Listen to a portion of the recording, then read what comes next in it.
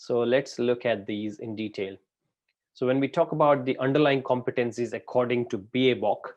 it means that we are referring to the qualities and the proficiencies that help a professional, such as a business analyst that we are talking about, perform the role of a business analyst.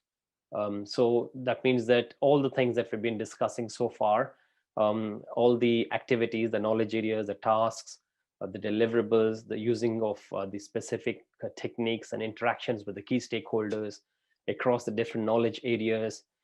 all of these are the ones that we are expecting, or the activities and tasks we are expecting a professional to perform. And for the BAs to perform, for people like you and me to perform those, what BA-BOK suggests is that we need to have some of the competencies and the skills required for us to be able to deliver the activities and work on the tasks.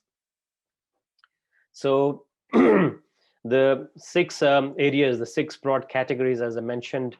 that we would need are the analysis and problem solving, behavioral skills, knowledge areas, communication skills, interpersonal skills, and technical skills. I think that's pretty self